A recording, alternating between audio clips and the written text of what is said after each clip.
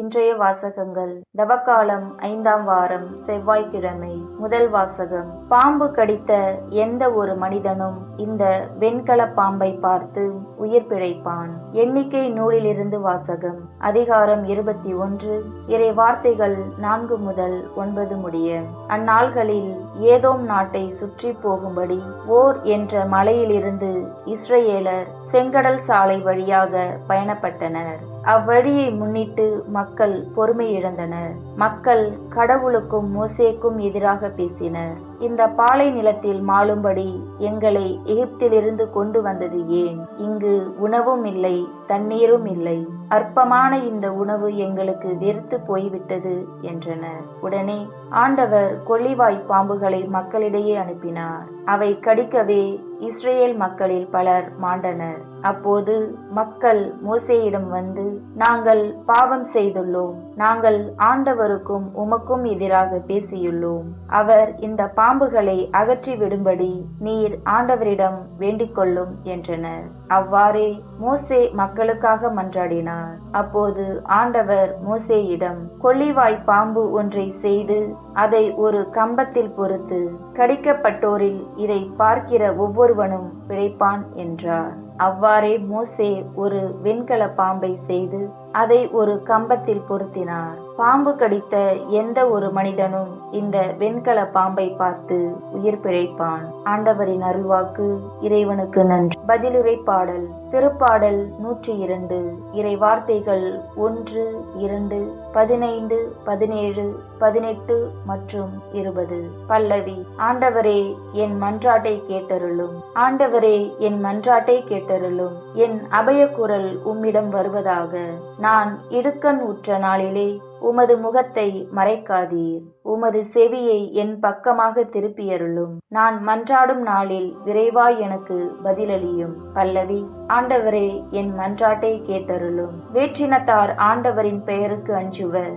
உலகின் மன்னர் யாவரும் அவரது மாட்சியை கண்டு மருள்வர். ஏனெனில் ஆண்டவர் சீயோனை கட்டி எழுப்புவார். அங்கு அவர் தம் மாட்சியுடன் திகழ்வார். திக்கற்றவர்களின் வேண்டுதலுக்கு அவர் செவி கொடுப்பார். அவர்களின் மன்றாட்டை அவமதியார். பல்லவி.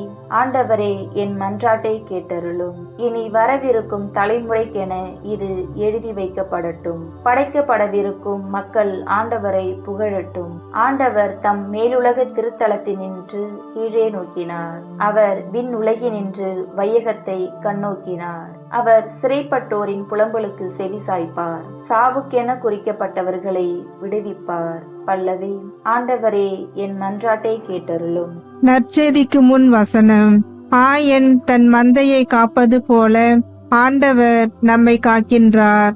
விதை கடவுளின் வார்த்தை, விதைப்பவரோ கிறிஸ்து.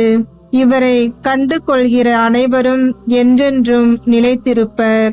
ஆயன் தன் மந்தையை காப்பது போல ஆண்டவர் நம்மை காக்கின்றார். நற்செய்தி வாசகம். நீங்கள் மானிட மகனை உயர்த்திய பின்பு இருக்கிறவர் நானே என்பதை அறிந்து கொள்வீர்கள். யோவான் எழுதிய தூய நற்செய்தியிலிருந்து வாசகம். அதிகாரம் 8, இறை வார்த்தைகள் 21 முதல் 30 முடிய. அக்காலத்தில் இயேசு பரிசேயர்களை நோக்கி, நான் போன பின் நீங்கள் என்னை தேடுவீர்கள். நான் போகும் இடத்திற்கு உங்களால் வர இயலாது. நீங்கள் பாவிகளாகவே சாவீர்கள் என்றார்.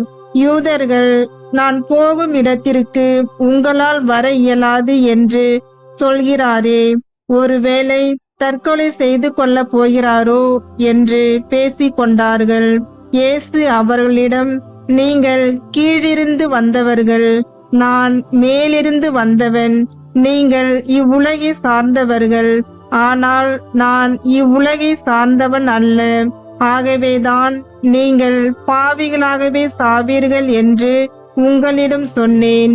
இருக்கிறவர் நானே என்பதை நீங்கள் நம்பாவிடில் நீங்கள் பாவிகளாய் சாவீர்கள் என்றார். அவர்கள், நீர் யார் என்று அவரிடம் கேட்டார்கள். அவர், நான் யார் என்று தொடக்கத்திலிருந்தே சொல்லி வந்துள்ளேன். உங்களை பற்றி பேசுவதற்கும் தீர்ப்பிடுவதற்கும் பல உண்டு. ஆனால் என்னை அனுப்பியவர் உண்மையானவர்.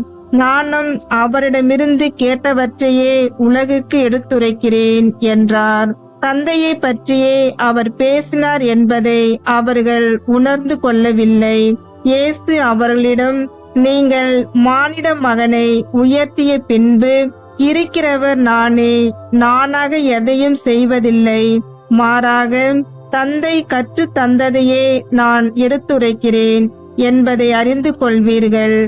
என்னை அனுப்பியவர் என்னோடு இருக்கிறார். அவர் என்னை தனியாக விட்டு விடுவதில்லை. நானும் அவருக்கு உகந்தவற்றையே எப்பொழுதும் செய்கிறேன் என்றார். அவர் இவற்றை சொன்னபோது பலர் அவரிடம் நம்பிக்கை கொண்டனர். ஆண்டவரின் அருள்வாக்கு.